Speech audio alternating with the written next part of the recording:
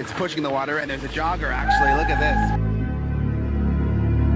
Like, there's people out there that are just working harder than everybody else, and they're gonna keep doing it. Yeah. And that's their grind. Mm-hmm. You know, and those people are super valuable. It's about the grind, the sleepless nights, the sacrifices, the prayers you whispered when nobody was watching. It's all about those moments when you could have folded, but you didn't. You see, the underdog story is the realest story there is. Because when you come from nothing, you appreciate everything. That's the fear. The fear is never reaching your potential. That's it. That always falling short, always quitting before you're done, always procrastinating, always not doing the right thing. And then one day you're an old man. Yep. And you look back and go, God, I could have been great. Yep. I could have been great. I want to be uncommon amongst uncommon people. I'm a warrior. Period. There's a lot of guys that have been in a lot more combat than me. A warrior's not always that. A warrior's a motherfucker who says, hey, I'm here again today. I'm here again tomorrow. I'm gonna be here the next day. I'm 50 years old, I'm still fucking getting after it. It's a person that puts no fucking limit on what's possible. You should be a monster. Every day, and every day, like, you know, train, sleep, eat, repeat. In Atlanta, they see I don't party, bro, I don't drink, I don't smoke, and they see that and they're like, bro, why? Like, you know what I'm saying? Like, go have fun. You are. You feel what I'm saying? But I'm having fun. The worst feeling of all is to see that you wasted your potential, that you had dreams and you never even tried them, and then you're in your 50s or 60s, you're facing death. Why was I alive? I didn't do it. I could have done this, that, or that. Never even tried. They see you run and they say, oh, it looks so easy, you really look effortless. But before it gets to that point, it's hard. It's like hard work. It's day in, day out sacrifice, day in, day out. Just dying. This time when you run and you just want to stop, you just want to give up, like, to hell with this, I just want to go home. Are you not happy, or you're only half happy, or?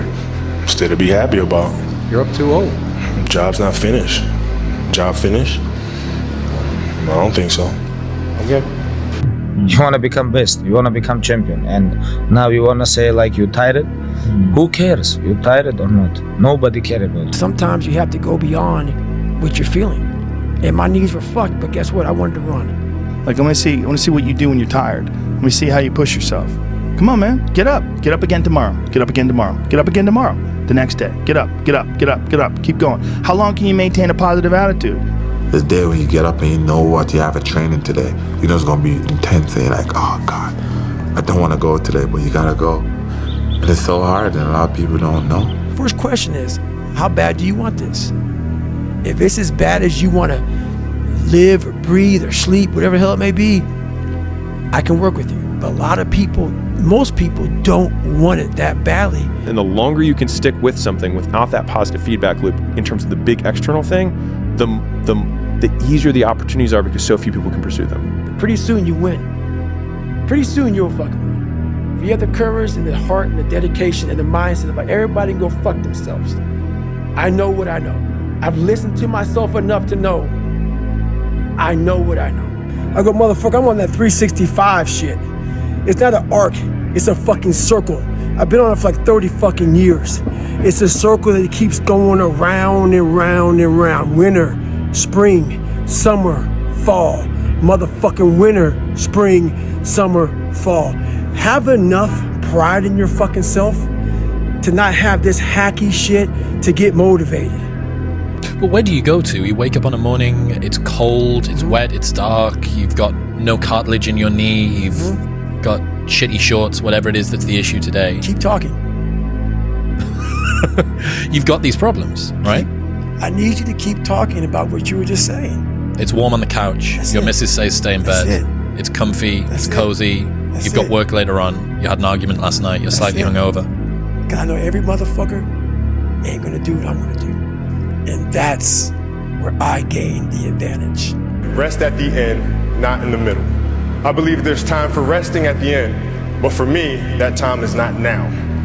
This understanding that you fucked up and that you've committed to this ideology, you committed to this lifestyle, these choices that you make, this rigid pattern of behavior that is ultimately not serving you, and you realize the flaw in it, that you could have been something greater. And then you see someone who has done it, who's gotten better and is healthier, and you realize like, oh no, what have I done? How are you gonna feel, man, when you accomplish this goal coming from that shit?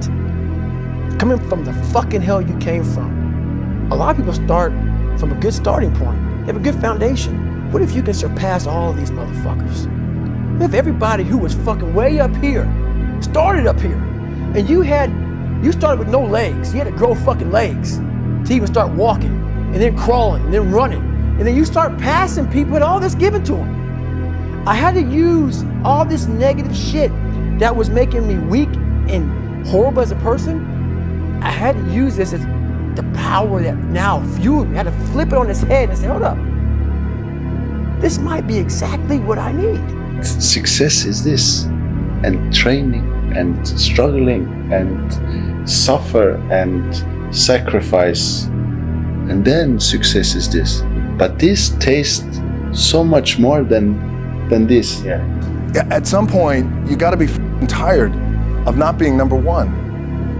You have to be, and you gotta play angry, and I play angry. But like, you look at somebody like Steph Curry, and you see this guy, shoot the ball from almost half court, trumping on the side of his thing, and he doesn't even look. He turns around and just waves because he knows it's in already, and there's swish, and the crowd goes crazy. And people look at that and go, he's unbelievable. He's unbelievable. He's the greatest three-point shooter in history. There's no one like him. But what they don't pay attention to is that isn't like a little gift, right? He shoots 500 shots every single day, never less than that, 7 days a week, for more than 15 years. His 15-year professional career. He's been doing it since before he was in college. His dad really trained him. So think of that, 3,500 shots a week, 168,000 shots in a year, 2.52 million shots in his 15-year NBA career, so he can make 3,600 shots. Not even 0.1%. I tell people, you get rewarded in public for what you practice in private. The point being, if your 20s, do all of that. Work day and night. Really? Do as many things, learn as much as you can, fail as often as possible. What about work-life balance in your 20s? Fuck it. Because that's the time to put in the hard work. The commitments we keep to ourselves and what we do when no one's watching is the most persuasive evidence that governs everything we then do every day thereafter. And this is, for me, was a huge revelation in my life because, you can look at certain people in your lives that are struggling in certain situations, and oftentimes it's a result of continually unkept commitments to themselves. Like, from the bottom of my heart, if you know you need to make it, you will make it. But you need to commit to making it. Work your ass off. There is no magic pill. There is no magic out there. You cannot get around. You have to work and work and work. Yeah, I laugh every time I hear people saying, I don't like working for other people, so, I want to work for myself because I want to set my own hours and I want to, yeah, right. Let me tell you what, when you work for yourself, there are no days, there's no Christmas, there's no fucking Easter, there's none of that shit when you work for yourself. In the early days. It's a grind. Exactly, you're working through all those holidays. Every day something bad happens. Every day there's problems. Every day somebody's trying to fuck you and take what you've built, and you know what I mean? It's a war every day when you get up in the early day. Work. No results, but I'm a little bit better. Work. No results, I'm a little bit better. Work. Boom. Just got paid. I just got paid. And it looks like overnight success. I got it. No one's gonna fucking come to help me. No one's gonna fucking come to help me. It's fucking me against me, period. And so I had to man up. And I said, the first thing I gotta start doing is facing every fucking fear I have. No matter what the fuck it is, man. And I had two options. To either be that 300-pound guy who sprayed for cockroaches and made $1,000 a month. And at 24 years old, knowing when I'm 50 fucking years old, I can reflect on this and think about what guy I never became. Or I can totally just sack it up and fail until I succeed. I'm realizing that I have to daily show up for myself if I want my life to be what I want it to be. Right. It is a battle. And not only that, but it's like you have to You have to have some sort of a plan. When I used to be a little bit more aimless, I was just like, oh, I want things to be good. It wasn't enough. Everybody's great when they're not tired. The champions is when they tired, that's when the real champions come out. That's when that real dog come out. Because if you go like a puppy, stay on the porch. You got to act, and you've got to be willing to fail. You've got to be willing to crash and burn. You know, with people on the phone, with starting a company, with whatever. If you're afraid of failing, you won't get very far. It's you against you. You against you. And if you misunderstand that, you have a real problem. A real problem. I can understand you misunderstand me running down the street, shirt off, fuck this, no, yeah. I can get it. I get it. If you misunderstand what I'm saying right now today, the problem is you. And you don't want to fix it. I give you the map. You are willing to do that? Yeah. It's the main point, because everyone wants to be Cristiano, but I give you the map. You think you will do it? That it's difficult. It's the discipline. The discipline is the most difficult thing, not only in the sports, but in the life. And you realize through hard work, you can outwork anybody, no matter how badass they are. But that's the part people don't want to dive into. Yeah. Everything counts. Everything that you do counts. The biggest mistake that people make is they think that only what they want to count counts. And so like if you want to do big shit, it takes a way longer period of time, because the easy shit, the little hills, everyone conquers really quickly. I'm on time. I say please and thank you. It's like, so fucking what? And so like if you want to do something that most people can't do, literally just extend the time horizon on the things that most people can't weather. If you don't see results in the first 2 days or the first week, I'm done. That's the mentality of most people. The struggle is too real. We're not patient. We like in a world where you can Google the best restaurants around me right now, no one is patient. And for you to lose weight, for you to stop drinking, if you whatever the hell you're going through, it takes a lot of patience, a lot of time, and a lot of pitfalls, a lot of plateaus. You're gonna hit so many fucking plateaus. If you don't know how to get around that plateau, it's not gonna happen fast. When you read a book, when you listen to an audio program, when you go to a course, when you go to bed early and get up early and you work, it all counts. And it's all going on the plus side of your ledger. But when you watch television, waste time, hang out, fool around, and so on, all of that counts as well. Stop complaining about the results you didn't get from the work you didn't put in. The only way to become more successful than most people is to be willing to do something most people aren't willing to do. I'm not done. So I'm not gonna speak to you like, oh man, everything is great. No, I have a lot more shit to do. A lot more shit to do. If what you are doing is not moving you towards your goals, then it's probably moving you away from your goals. Nothing is neutral. I don't have dreams, I have goals. Now it's on to the next one.